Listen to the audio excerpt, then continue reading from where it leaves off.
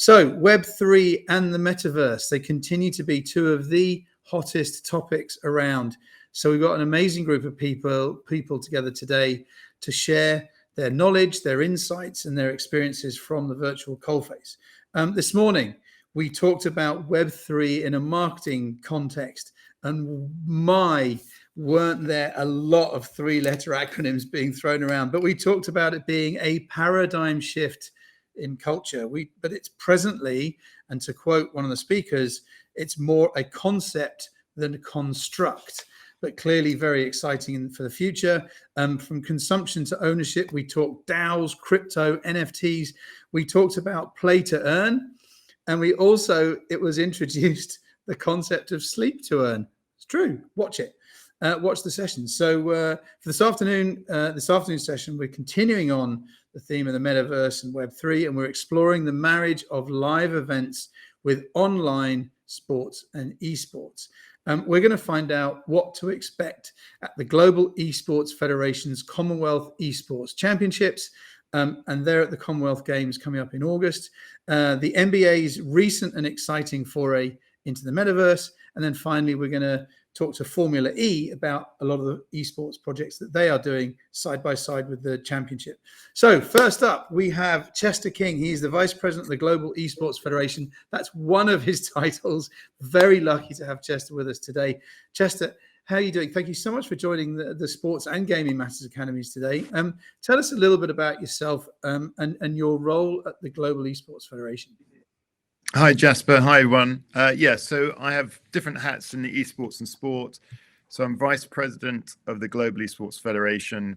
I sit on the IOC's Esports and Gaming Liaison Group. I'm Chief Exec of the British Esports Federation. We were an association, we're now a federation. And I co-created the London Royal Ravens, which is the Call of Duty franchise, which plays in CDL. And we have a joint venture with Williams Formula One in a Rocket League team, which plays in Europe. And then outside of that, I work in sport. I'm a member of the All England, which obviously owns Wimbledon. I worked at Wembley for 13 years, and I was in golf and tennis for 25 years. So very pro sport and very pro esports, and excited to be here today to talk about how things are all emerging and supporting each other. So we, as I said, we have proper esports royalty with us today. So thank you so much for finding the time, especially whilst Wimbledon's going on as well. So Chester, we're talking about hybrid or virtual events that take place alongside or at the same time or support their more traditional sporting events. You've got something rather big and rather exciting coming up in August with the Commonwealth Esports Championships. Tell us more. Tell us what we're going to see, what to expect. Yeah, so for the first time, the Commonwealth Games happens every 4 years, representing 72 member nations. I think we just added 2 yesterday, actually, to the Commonwealth. It's about 2.6 billion people. I think 60% are under 30. And it took a couple of years with the Global Esports Federation doing a joint venture with the Commonwealth Games Federation to create this event called the Commonwealth Esports Championships. So this is a parallel event happening during the Commonwealth Games. It's the last week, and it's a medal event, but it's not a games event, medal event, it's the Esports Championships event. And what's been happening is we announced the 3 titles. So we've got Dota 2, which is 5 versus 5, Rocket League 3 versus 3, and then eFootball Pairs by Konami, which is obviously 1 versus 1 in this format. And we're doing a male or an open format and a female tournament as well. So there'll be 6 tournaments. And what's been happening is the member nations have applied. We've had every continent representative. There's been qualifiers virtually happening. And we can talk about challenges of ping rates and latency rates. So the qualifiers were all done virtually. Then what's happening is the top 8 teams are coming over to the UK the first week of August, around the 1st. And then there'll be some live qualifiers just outside Birmingham at a place called Confetti, which is the UK's best university for esports production and delivery.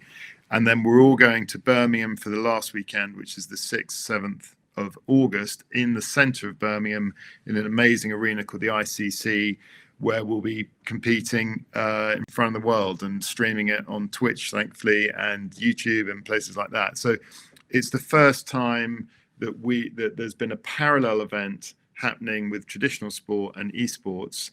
And under UK classification, esports is not a sport, it's a game like chess and bridge. So in some countries, chess and bridge is a sport, so esports is a sport. We're very clear. So it's an interesting model. If you compare the Asia Games, which is happening later this year in China, they've created the esports tournament as full medal events. And then next year, you've got the African Games. And the debate is, I think, and obviously what the Olympics are doing on their virtual series.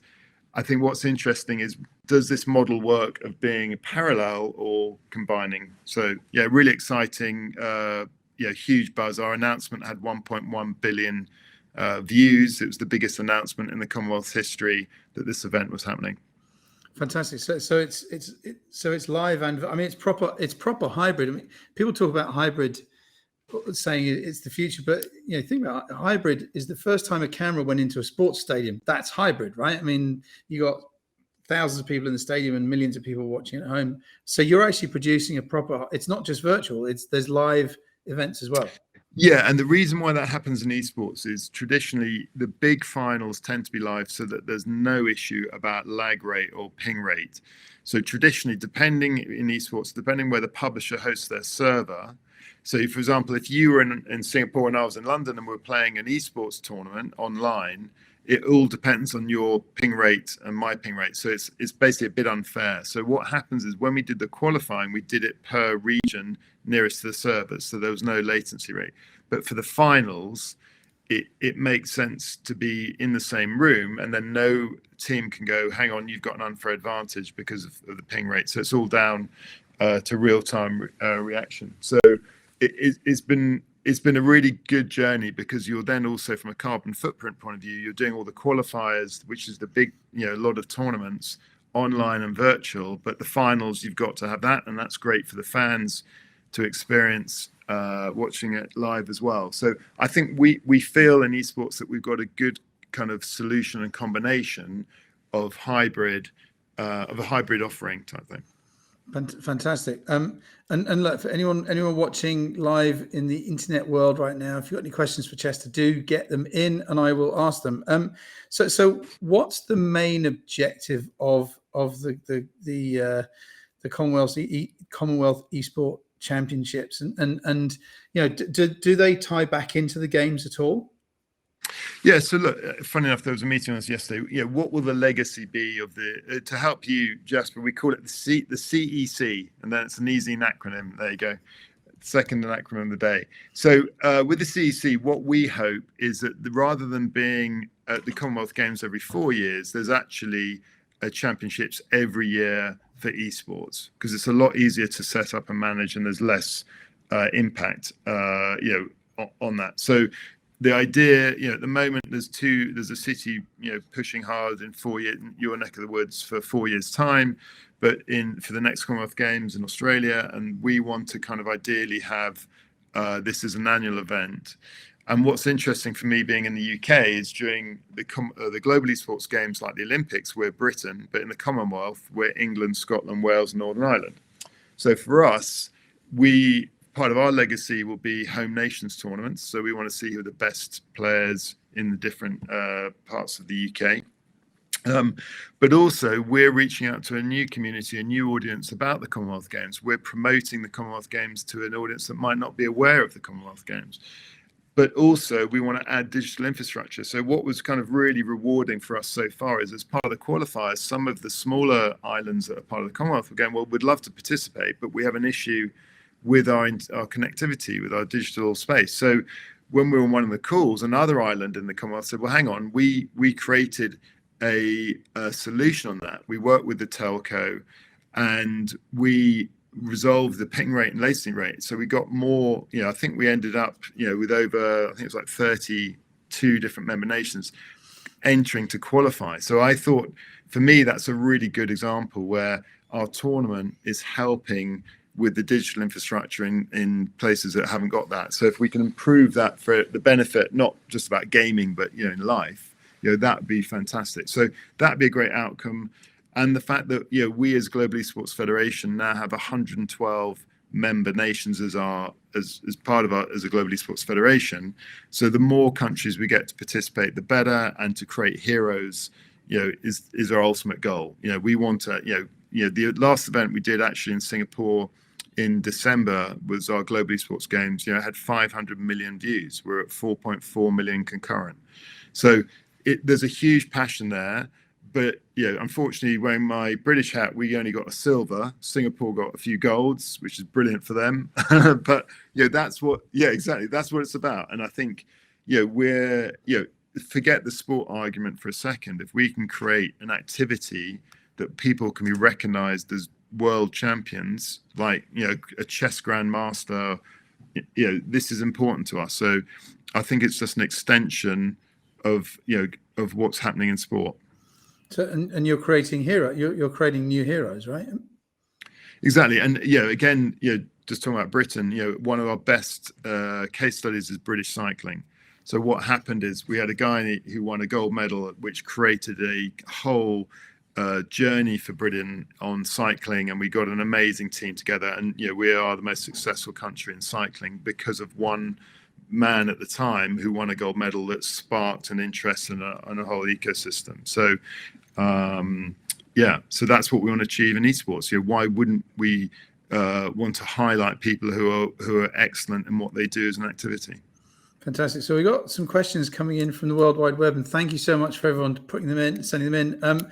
Scott Dinsdale, who is down in Australia, who works for Future Next, and a good old mate. From a revenue perspective, Chester, how do virtual versus in-person tournaments compare? Yeah, so obviously, even if there is a in-person tournament, the majority of the viewership is online. As I talked about in Singapore, we actually had an in-person event. We couldn't have an audience, unfortunately, because of the COVID restrictions, but we had 500 million views. So, in fact, bizarrely, one of the biggest spikes was the actual draw of who was going to be competing. Everyone was trying to see, which makes sense, because what happens in esports, obviously not everyone watches all esports, you watch your country. So there was a big kind of buzz on that. So from a revenue point of view, obviously there's online revenue around sponsorship and advertising, but also in person, you've got activation opportunities. So I think you can't isolate the two. I think both, when it's in person, it's actually 90% or 99% being streamed anyway. So I think you need to have it from a fan engagement, and we've got some incredible footage from some of the stuff we've been doing in the UK with our Call of Duty League, which was a couple of years ago here, where the fans want to, when you go on social media, it's more about fans enjoying it. We've just had Glastonbury over here in the UK. I'm off to Tomorrowland in Belgium. I was at Creamfields. The big festivals are back again, and everyone's posting about their human experience. So for fans being live at esports and promoting that experience is very important, and that element is important to sponsors and activation. So I think from a revenue point of view, I like the concept that you have both, and I know you can't do that in all activities, but I think what brand, we work with some very big brands in the UK, and it's all about interaction, right? And I think you need both people there and online. So engagement matters. Yeah. We've had another question from Donald Yo, who is at Octagon in Singapore. How involved are the game developers in supporting the events for esports, as the developers owned the IP? Were there any difficulties or game of choice for the qualifiers, as different countries have different player base for each game, e.g. mobile games are more popular in the Southeast Asian region? Yeah, both great questions. Yeah, so our for Global Esports Federation, our global partner is Tencent, who own a lot of games. We've got 20 publishers as our members. And what happens is we go to them and say, these are the dates that we're doing that. For example, we couldn't have FIFA in August because their contract, their season stops at the end of July. We've had Konami, which are brilliant, and it would have been good to mix it up with the publishers. Obviously we've got Dota 2. We're very lucky. We've got Rocket League, which is a huge game. You are right. So from an IP point of view, we get permission from licenses from the publishers, and that's not only covering the finals, it covers every country that participates for their own qualifying. So obviously there's three elements. We recruiting the best players in the UK, and we get permission to run our own tournament. Then there's regional qualifiers, and then there's obviously the finals. So 100% IPs there, and the publishers want to work with us. And what happens if they can't make the games or the Commonwealth Games? There's other tournaments that we do throughout the year called the Global Esports Tour. So we've done PUBG, we're doing Rocket League in LA, we've just done CSGO in UAE. So we're working with as many publishers as we can, but obviously, we accept that not every country plays these titles. So there is a part of regionalization. There was a criteria, I sit on the board, about selection. There is a certain criteria that it has to have X millions globally, not just one country. There are games in, for example, China. I think there's one game that 60 million people play, but not many people play outside China. So we respect that. The mobile games chat is really interesting. I was just in India last week, and Free Fire and PUBG are huge. I think this is where what is great about the Global Esports Games is we were in Singapore last December. This December we're in Istanbul. Next December we're in Riyadh. 2 weeks ago we just signed in Birmingham an agreement to come back to the UK in 2027. So who knows what the big titles are going to be there. You can know some of the traditional esports like League of Legends and Dota are going to be there, but there might be a new game. So we are introducing, I think it's been publicly announced that, for Turkey, for Istanbul, we've got, hopefully I'm saying the right thing. If I guess someone tells me off, but we've got PUBG, which is obviously a mobile game. We've got Dota, we've got Rocket League, and we've got PES as well. So we've got a combination of PC and mobile games. Can't believe that Pong doesn't make that list, Chester. I mean, it was the first game ever, right? And we Did you say Donkey Kong or no, Pong? I said Pong. Before Donkey, way before Donkey Kong. So look, Donald, thank you for that question. Chester, back to the games themselves. What are your main challenges? I think you've just gone through the 100-day barrier a couple of days ago. We've just gone through the 50-day barrier. 50-day barrier. That's right. So what are the next 50 days? What are your main challenges to get you through to August?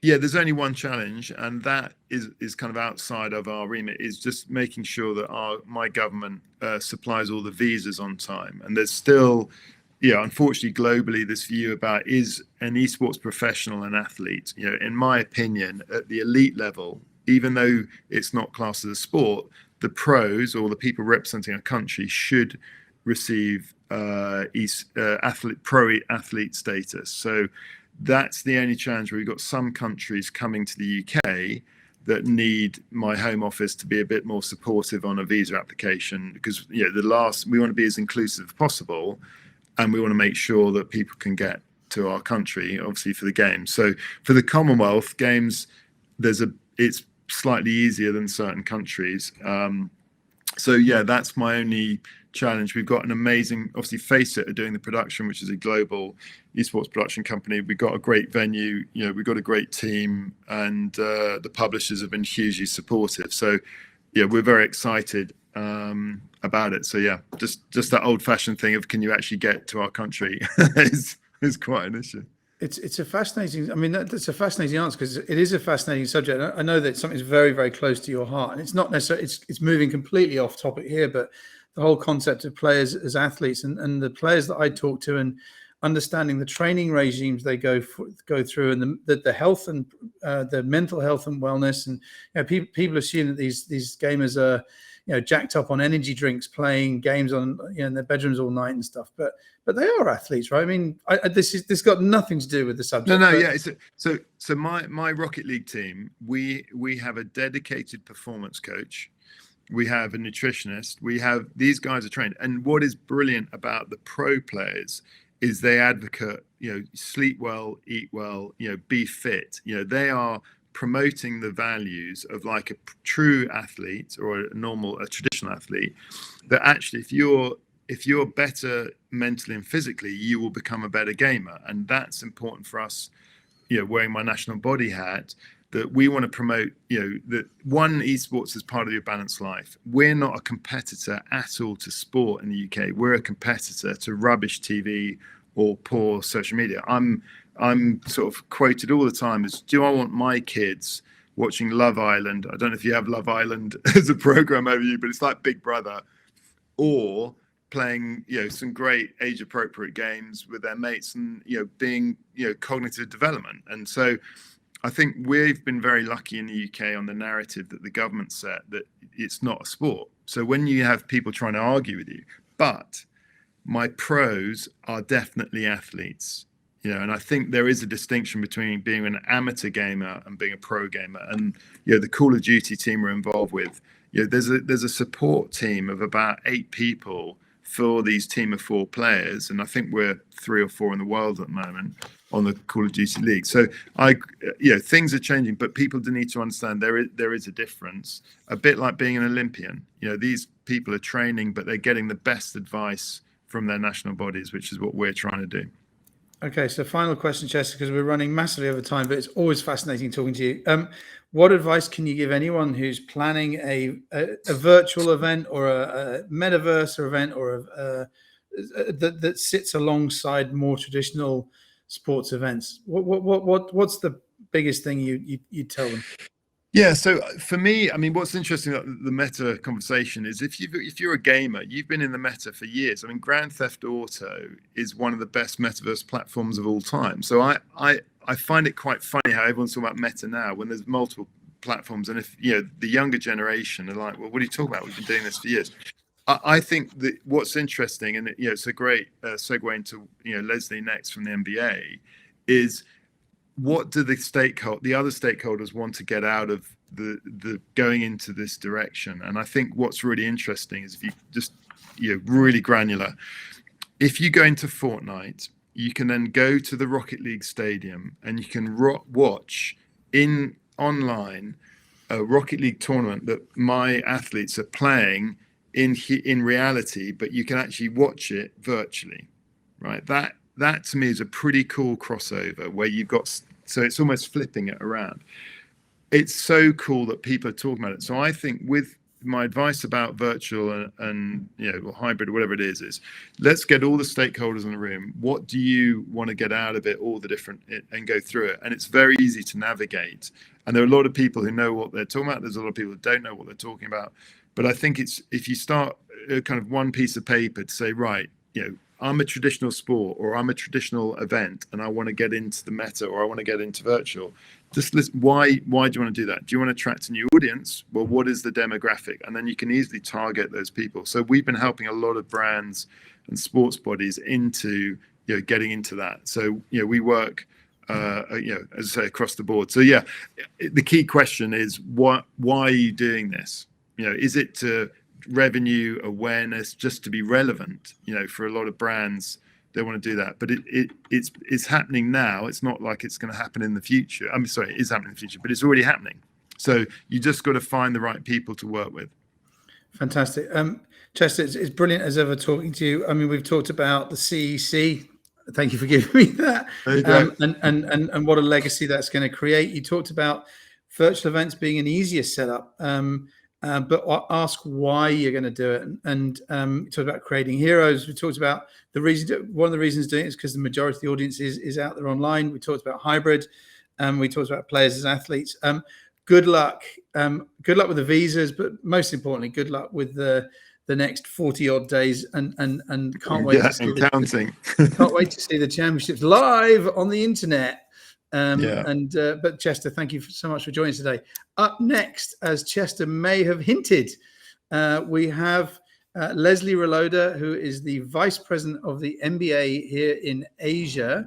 Lesley, thank you so much for joining us at the Sports Masters Academy and the Gaming Masters Academy, Sports and Gaming Masters Academy today.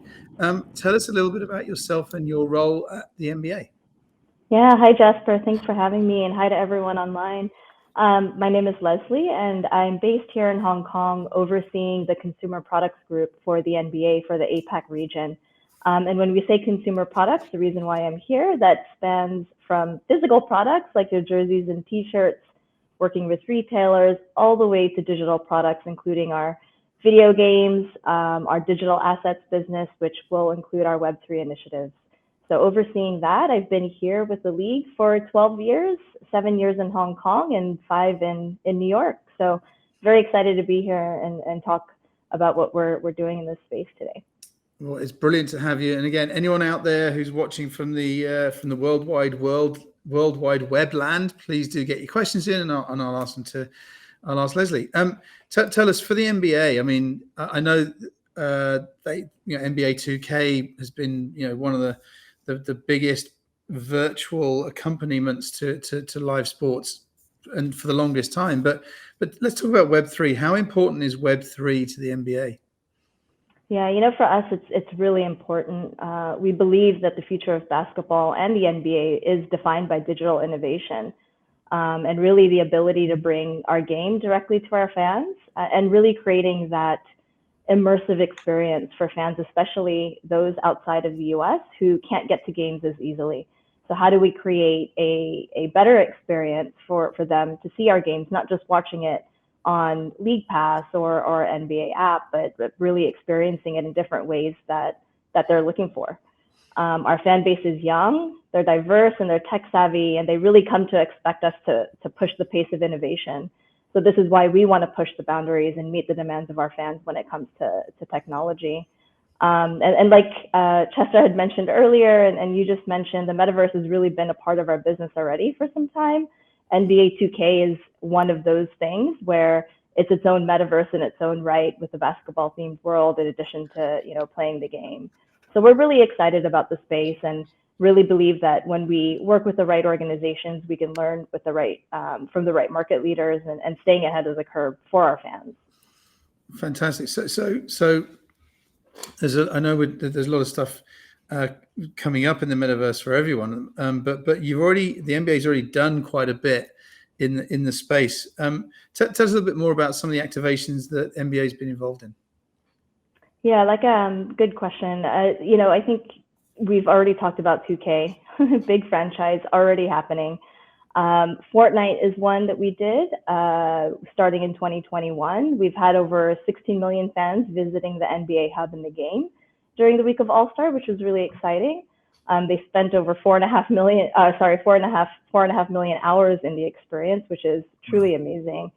So around the playoffs last year, Fortnite outfits were available for all 30 teams, and they were on sale in the item shop. And Fortnite players could also head to the game's creative mode, where they could visit the welcome hub for the NBA and experience NBA-related content and everything that was happening around the league's marketing campaign for that time. And then ahead of All-Star earlier this year, fans had the opportunity to vote for which NBA celebration they wanted to turn into a future emote in Fortnite. And so this marked the first time ever that Fortnite players could vote in game for a future emote, where Fortnite users could later mimic Joel Embiid's airplane celebration, which is really classic. Some of the other things that we've done, Google Pixel Arena. So this was a virtual space where fans could access personalized entertainment that was really based off of what was happening during each live NBA playoff game. And so during the break, they were able to connect socially to community of fans, and they had the experience to pick a game to enter, including past games, and also immersing themselves into a 3D virtual arena, outfitting your avatar with different accessories. So that was something else that we did that was quite fun. And then one thing that is running now through the end of June, only in the US and Canada, is we've partnered with Meta and created an area on Horizon World. So if you have the Oculus, the Meta Quest 2 headset in the US and Canada, you can check out NBA Lane, which is our NBA 75 campaign that's running in Horizon World and across all of our marketing assets. And basically, a fan is able to experience a VR experience. They could walk into the trophy room, check out the new trophy, because we just changed our new Larry O'Brien trophy. There was a virtual slam dunk contest. They could see some NBA content, a free throw shooting contest that you can do with your friends, and more. So that's running now. It'll be interesting to see how that's performed once it's done. So lots of good things happening. Yeah, absolutely. So I need a VPN to get on the Horizon worlds with my with my Oculus here. Okay, so look, that sounds awesome. But and looking forward, I think what trends are you seeing in Web3? What kind of developments? And you're in Hong Kong. I'm in Singapore. Are there anything you're seeing? What's the outlook for Asia? Yeah, I mean, I think for us in Asia, all aspects of it are quite interesting. I mean, the space is so new, it's so dynamic, it's moving so quickly. So to be honest, we're still learning and trying to figure out how we can apply the different technologies and different aspects of Web3 into our business. But I think two of the areas that we think are very interesting for our business is on the gaming side. So seeing how play and earn games start to evolve over time is going to be interesting. Also, how you incorporate Web3 elements into Web2 games, I think is going to be interesting for us, especially given the adoption of gaming within our region. The other piece is around NFTs and collectibles. We do have our product NBA Top Shot, which is focused on content and moments of content that is, that you can own through an NFT. But I think the other aspect to our business, which is very fashion forward, is our merchandise, and how do we take our merchandise into the NFT and collectible world and make that available for our fans? And then, of course, the metaverse and seeing how we can work within the metaverse for different events that we're having throughout the region. So tell us more about. Top Shot sounds awesome. What have you? Can you drill down into any more of those actual executions you've done there? With what is Top Shot and how does it work? Yeah, so I mean, Top Shot is through our partner Dapper Labs. It's the leading NFT platform in sports with over 1.5 million registered users. And the most popular NFT project by number of transactions, more than 20 million transactions with the Top Shots. And again, it's really new, it's really content-based and a content-based NFT where you have moments on court that someone can own, little snippets of that. And we release new content throughout the playoffs and finals and moments from the postseason. And interesting, during All-Star earlier this year, we launched our first ever citywide NFT art gallery in Cleveland. So fans could visit 10 locations throughout the city to find NBA All-Star artwork that contain QR codes to purchase limited edition NBA Star digital collectibles. So that was quite fun. And the other thing that is going to be important, I think, for the NFT space is how you create utility. And everyone talks about how do you create value, right? When you purchase an NFT. So one of the things that we did during All-Star was that there was a VIP Pass NFT auction giveaway. And this was hosted on the Top Shot platform, included 30 unique NFTs. And one lucky fan was actually able to win an All-Star VIP Pass NFT, representing the giveaway representing the NBA through a giveaway. So I think utility is going to be very important when you talk about NFTs and what more value you can bring to your fans and your customers. It sounds fantastic. So the final question, Lesley, is really what's up next for NBA? Yeah, I mean, for us, it's really testing, learning. We're talking to different companies, seeing how some of these activations have actually been working for us and that we've been testing. And to be honest, also hearing from our fans. What do our fans want? How do they want to, how do they want to engage with us? How do they want to see our games? How do they want to see our content? I think that's going to be very important for us and looking at creating the community in this space, but hearing from them and what's important for them. We've announced a partnership with the National Basketball Association, the Players Association, the National Basketball Players Association, and Niantic, an American software development company, to create an original augmented reality mobile game called NBA All World. And so NBA All World is going to be its first of a kind game that will place NBA fans in a real world metaverse. So fans are going to be able to play this free to play, officially licensed geolocation basketball game that will enable players to find, challenge, and compete against today's NBA ballers in their neighborhoods, then recruit them to their team before proving themselves on the court. So we're really excited about this partnership with Niantic and the Players Association. And players can sign up to be notified when NBA All World will be available in their country. Everyone can visit NBAallworld.com, and actually it's NBAall-world.com to access All World, exclusive All World AR web experience. So we're really excited about this. Fantastic. Lesley, thank you so much for joining us live from Hong Kong. I mean, we talked about immersive experience. We talked about, I mean, clearly NBA as ever is at the front of innovation.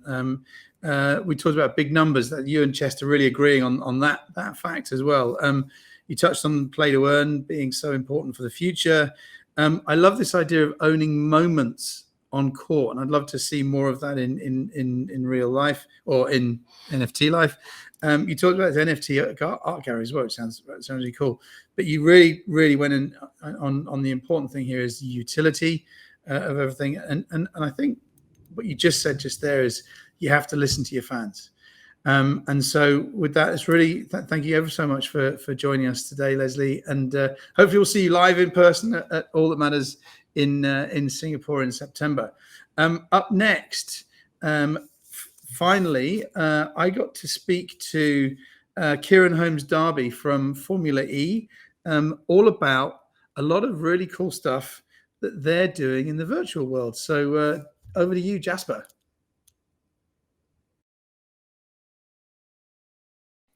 So, hey, Kieran, thank you so much for joining us at today's Academy, talking about all things virtual, hybrid, live sports, esports.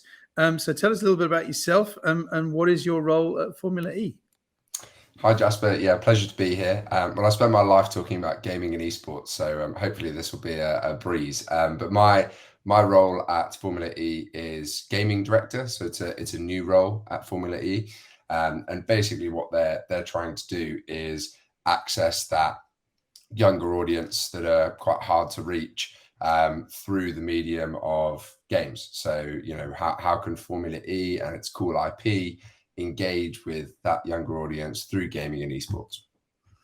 Fantastic. And I know that there's a number of different platforms that you operate. Take us through all of the various fun and games you have, literally games you have for Formula E. Yeah, so I think for sports rights holders in general, there are a lot of different products or different ways you can go in the gaming space. I don't think there's a one size fits all approach. And a lot of the work I've been doing since I got to Formula E is, you know, working out what the approach should be for Formula E specifically.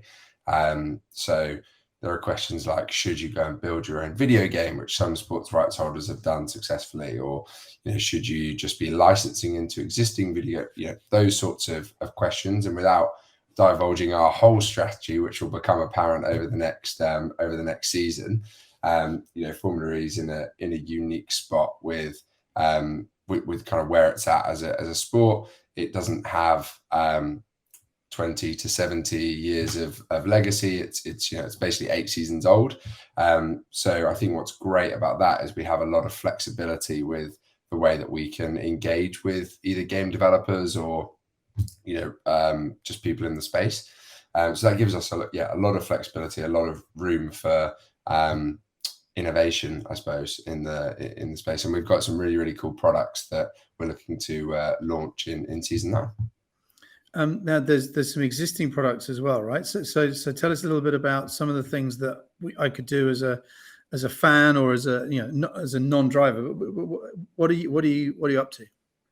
Yeah, so Formula E has done some really cool stuff prior to me even joining the company, and I think that, you know, there's a lot of foundations there when it comes to gaming as to, you know, what direction it could theoretically go in. Some of the things that they've done are, you know, they've licensed themselves into a big mobile racing game called Real Racing 3.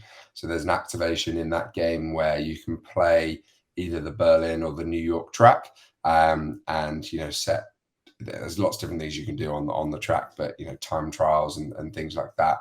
And that game is massive and has been really successful as a way to engage a mobile gaming audience. They have their own we have our own esports competition called Accelerate, which has taken a few different forms over the past few years, and that's just a way for us to engage with that at the moment slightly more, I suppose, diehard sim racing demographic, where we're trying to get people an experience as close as possible to the real, the real thing. And we use a simulator called R Factor 2, which is an excellent simulator and gets you very, very close if you've got all the right rig setups, etc. So there's that piece, and then there's a whole number of other sort of licenses and things, and also from the owned side, so not just our licensed products where we go into video games, but our owned and operated platforms.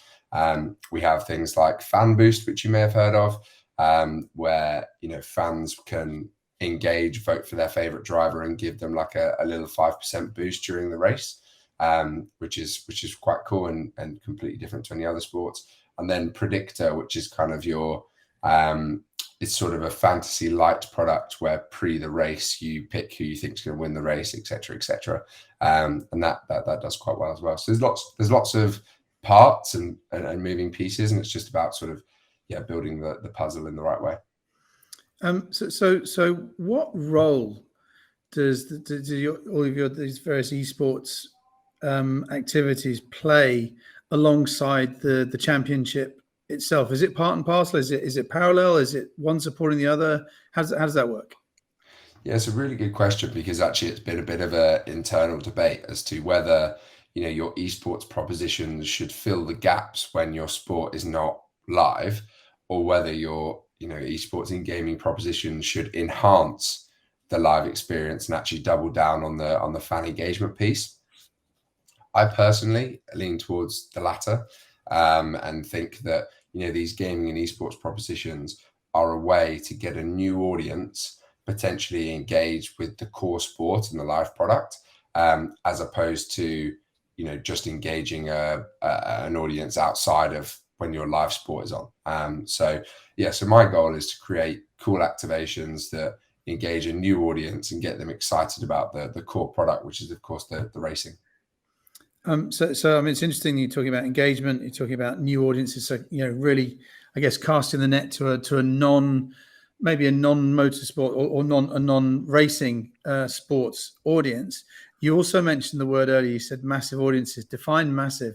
Give us some of the results that you're allowed to.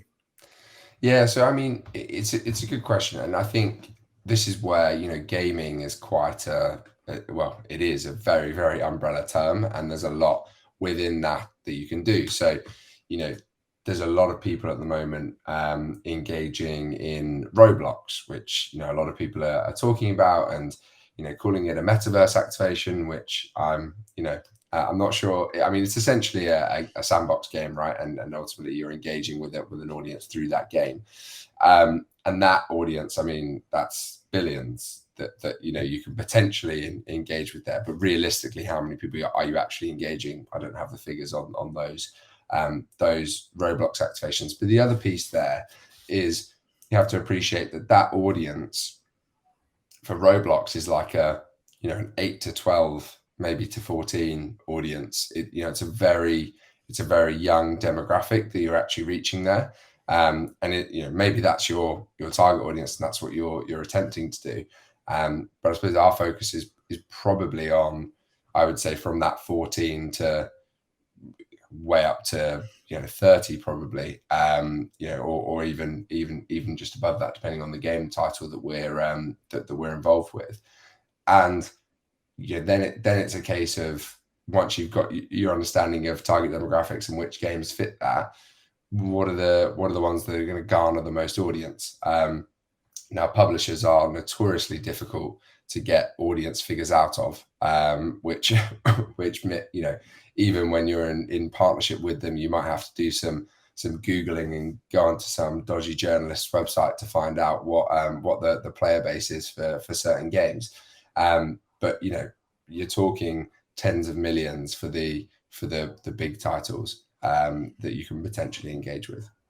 And I mean, I don't think that's your target, but that's potentially actually larger than the championship numbers themselves, because you've got the viewers and but they're also engaged, right? Yeah, I mean, our global audience, based on our research that we've done, sits at 187 million global fans. So fans that have sort of engaged with Formula E via socials or watch live broadcasts, etc., etc. So it's a big number, but getting that big number to, well, number one, be bigger, but number two, to have more engaged fans within that number. That's where I think gaming and esports propositions can really help us out. So what, I mean, that's all the good stuff. What are your main challenges in doing all of these various different esports activations around the championship itself? But what challenges do you face? And then at the end of that, what does success look like for Formula E? I think challenges are in the sports world, there are certain, I suppose, ideals or ideas about what an esports activation should be. So if you asked most kind of traditional motorsport fans, or even people that work in the industry, one of the things that they'd be quite excited to see is a racer going from esports to the real sport, right? Like, they'd love to see someone that practices on their sim at home, gets really good, and then ends up in the real sport, to show that there is that crossover and that ability to move over. The problem with that is, number one, it's a difficult goal to achieve. But number two, if you're spending all your time engaging with that diehard sim racing audience, that's a really small pot that you're fishing in, and actually, like, the amount of people that you can potentially engage in that pot is very small. So one of the, I suppose, challenges has been to shift the mentality of the organization from this is not an X Factor play. This is actually a fan engagement play, and this is a broader, a much bigger opportunity than we've currently, or motorsport has given it credit for. So I think that's been one of my biggest challenges, is just shifting mentalities of people who openly admit they don't understand the space, but they have a view, and their view is, whilst it's not educated from a gaming and esports perspective, it is educated from a years of motorsport experience. So that's been one of, I suppose, the challenges. And success, what does success look like? Success, so you've got through the challenges. You've got through the challenges. What is success? Is it a big audience, or is there more? Is it engagement? Is it numbers? What does it look like?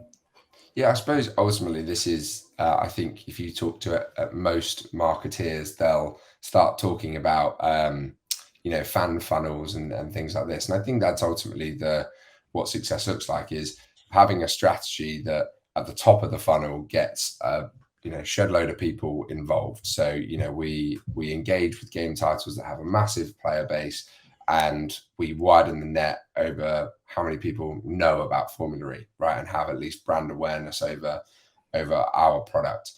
And then it's about taking them through that funnel and taking them on that journey to becoming super fans, people who watch every race and engage via our owned and operated platforms. So they sign up to our app and they have a second screen experience whilst they're watching the race. It's about getting them from, oh, what's this Formula E thing, to that. That's really what success looks like. And ultimately, the more you can engage at the top of the funnel, theoretically, the more you'll actually convert to the bottom of the funnel. So that's what we're trying to do. Fantastic. And the final question is what's next? What's next for your role? Within Formula E, what are you allowed to talk about? But what's next for the esports side of Formula E? So I joined during season 8, which is the season that we're in right now. I joined at the start of season 8, and by the time that I joined, a lot of products were in motion, and part of my role was to manage those products, but also try and innovate as much as we can, but within the constraints of ultimately this product is rolling, and there's certain parameters around it. What's been super exciting is being able to spend the time over season 8 to take all the people internally on the journey of where we should be going with this gaming proposition. And we're now starting to have some really exciting conversations around our season 9 products. So you'll actually see pretty much a complete overhaul of all of our season 8 products in season 9. Some will be discontinued, some will be made, V2 and better. So there'll be some new products, and yeah, super excited about what's coming in season 9. So never a dull moment. Kieran, thank you so much for taking the time to talk to us today. We've talked about really that role of esports within Formula E, and maybe you did put the E in Formula E, but we talked about it. Does it fill a gap, or does it actually build a whole new audience for you? And that pipeline you talked about to get to, widening the net to get to you mentioned a massive audience, and then build super fans as well. And that's a brilliant way of putting this. I think the most important thing I got out of this is that engagement matters. It's a way of engaging new fans into Formula E. So Kieran, thank you so much for spending the time with us today. And we will hopefully see you live in person at All That Matters. So what a great day of 2 sessions. We did Web3 this morning with all the 3-letter acronyms, and then virtual events this afternoon. So thank you to all of our speakers for joining us today. Brilliant content today. Thank you to our sponsors for making it possible. Well done to the production team for really great effort here. And then finally, I think we may have touched on this and hinted at this before, but All That Matters is back. It's live. It's under 2 roofs, the Hilton Hotel and Scape in September in Singapore, the week of the Grand Prix, 26th to 28th of September. So join us live for All That Matters. Thank you for joining.